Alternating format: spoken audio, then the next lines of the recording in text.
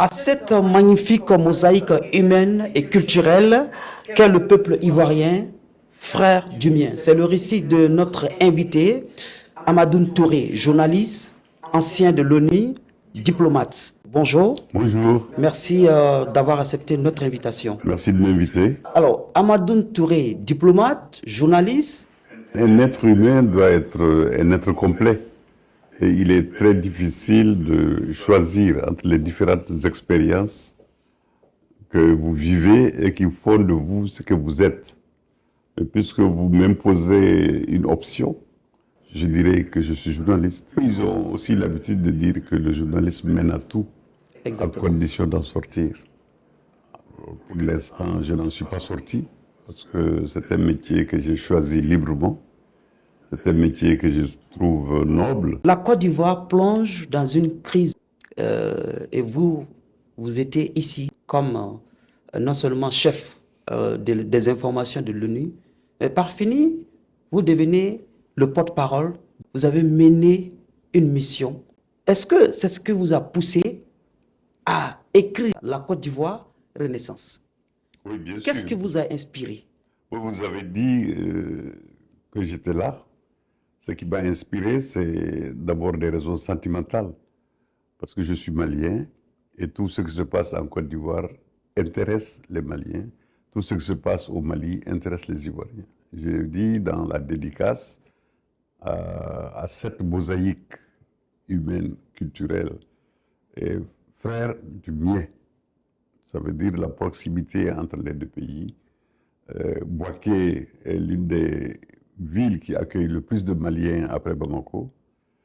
Donc, Où se trouve d'ailleurs le consulat général. Nous sommes liés par l'histoire, la géographie, la culture, pour plusieurs raisons. Maintenant, la seconde raison, elle est professionnelle. J'étais ici en tant que fonctionnaire des Nations Unies, j'ai vu le pays au bord du précipice, j'ai vu ces populations s'entre-déchirer, et heureusement, j'ai vu aussi ces populations se réconcilier, bâtir des ponts, bâtir des routes, bâtir des échangeurs et surtout se réconcilier, se retrouver pour aller de l'avant en regardant dans la même direction. Donc c'est également l'une des raisons m'ayant motivé à me réjouir d'abord de ce qui s'est passé et puis à le faire savoir en tant que témoin. Je tiens à dire que pendant la crise post-électorale, à l'issue de cette crise, nous avons mon chef et moi, mon chef a écrit un livre sur la crise électorale, post-électorale, pardon, en Côte d'Ivoire. Mais on expliquait juste la crise. Moi, ce que j'essaye d'expliquer, c'est l'après-crise. Qu'est-ce que les Ivoiriens sont devenus après la crise? Ce que je voulais également montrer, c'est ce que les Ivoiriens pouvaient faire ensemble lorsqu'ils étaient unis, lorsqu'ils n'étaient pas déchirés, lorsqu'ils parlaient le même langage, lorsqu'ils se parlaient au-delà des régions, des religions et des communautés. Le livre voulait également montrer comment on peut prendre un pays aussi bas, le relever aussi haut.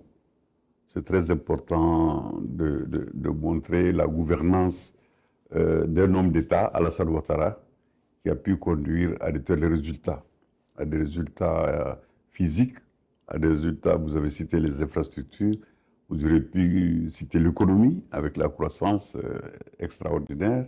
Vous aurez pu aussi citer le café, le cacao, l'anacarde, où il est pratiquement premier dans le monde, en tout cas ce qui concerne le cacao et l'anacarde. Alors, il y a aussi la culture, il y a aussi le sport, il y a eu aussi d'autres relations. Vous avez touché pratiquement tous les secteurs. Absolument, parce qu'il faut tous les secteurs pour faire un pays.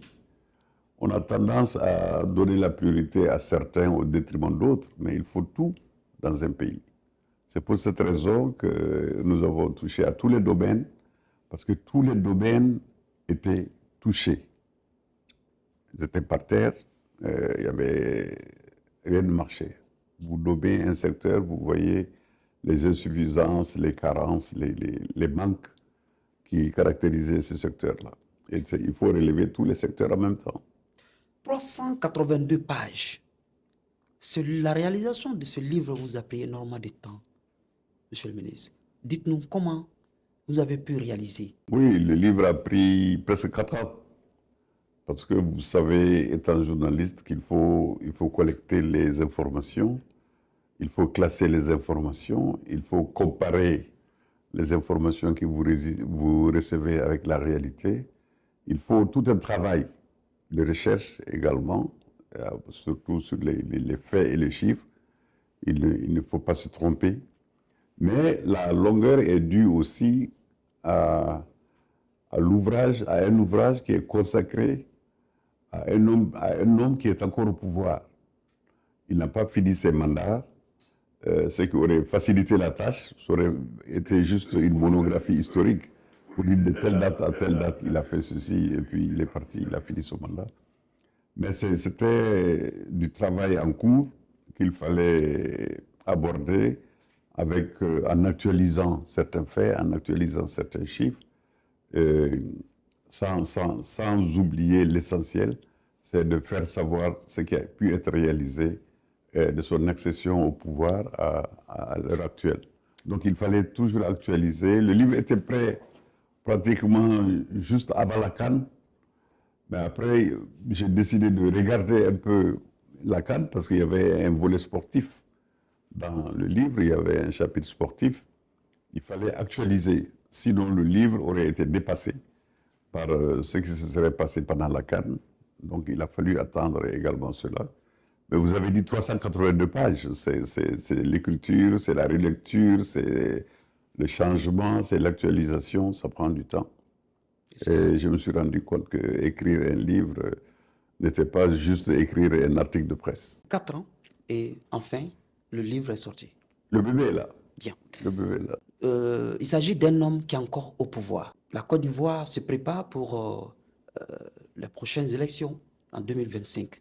Ça murmure. Il allait encore se présenter, même si lui-même n'a pas encore fait une déclaration et tout. Est-ce que ça rentre un peu dans le cadre de sa campagne? Pas du tout. C'est surtout pas un livre de campagne. Ça a été conçu en 2020. On a commencé à parler de ça. Je lui ai écrit en 2020 pour lui dire que je serais intéressé par l'expérience de la Côte d'Ivoire après la crise post-électorale. Je pensais que ça m'aurait pris 2 ans au plus pour terminer l'ouvrage.